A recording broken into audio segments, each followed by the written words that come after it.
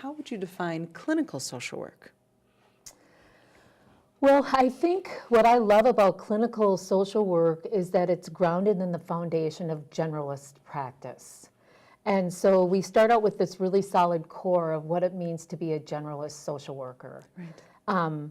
I think what's unique about social work in general is we're always considering that social context. Right. So we don't just see the individual, and in fact, sometimes we can't even see the individual because of the social context being such a powerful driver. Yeah. So to me, that's first and foremost. And then also really building from a strength-based perspective, really a strong belief that people benefit from having their strengths and their resiliency identified versus taking a look at maybe deficits or Right. pathology. Right. I think that's one way that clinical social work is a little bit different, is that even though we have to be well aware of diagnostic and being able to do those assessments and understanding the bio, psycho, social, spiritual dimensions of the individuals that we're working with, that's just one component of who they are. Right. So in other words, we don't see their diagnosis or their pathology as the totality of their being, rather it just gives us some information about their level of functioning and the types of support that they need. So we have to have this clinical expertise in order to be able to work with them, but that's not where it ends. Right, that's and not in fact, that's kind of just one piece of many components. Certainly we carry over that strength-based perspective, and then also really understanding the context and how that context either enhances or inhibits the person's ability, the family's ability, the group's ability to function in whatever societal context they're living in. I think another big piece that I feel pretty passionate about is clinical social work tries to differentiate between social problems and individual pathology. Right. Right. So oftentimes what ends up happening, like an area of expertise for me, is high-risk kids and families involved in the juvenile justice system. And it's no secret that there's an overrepresentation of African-American youth, not only in the juvenile justice system, but also in the special education system, in particular with the EBD diagnosis.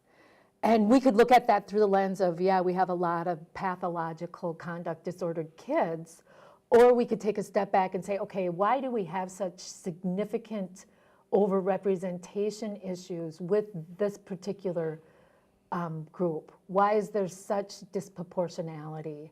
And we have to understand all the factors that play into that, the long history of racism, oppression, marginalization, inability to access resources, how they're identified in these systems, kind of the points of contact and the resources that are available to them. Well, at the same time, you've got a kid and family in front of you that are needing services.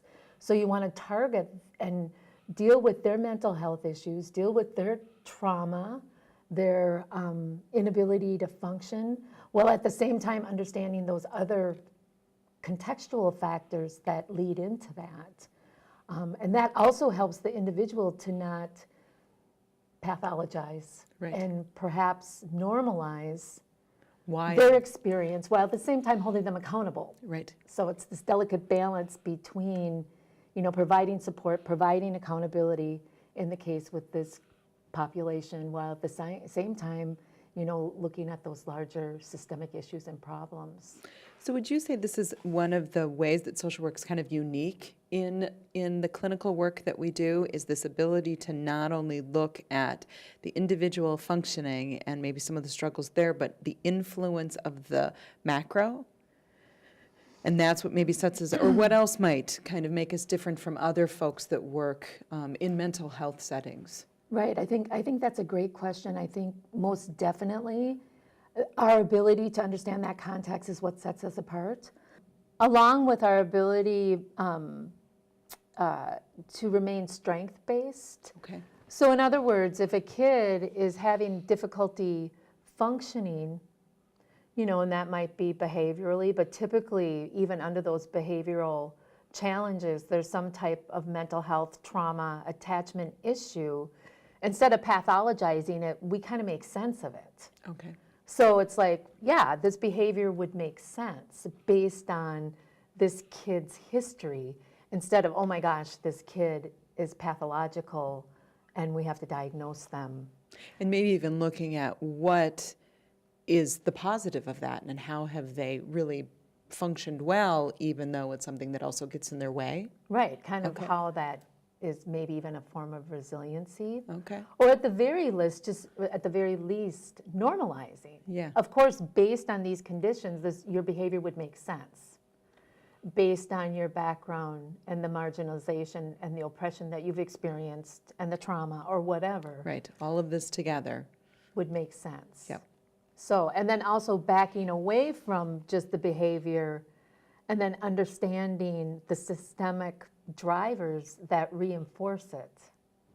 So not just being individually focused, but it's always those contextual factors that reinforce our behaviors, and then trying to make systemic changes, not only in the case of a child with their family, but also with that larger context with community and school and all of those systems that may be inadvertently reinforcing the very behaviors that we're trying to shift, change, and support.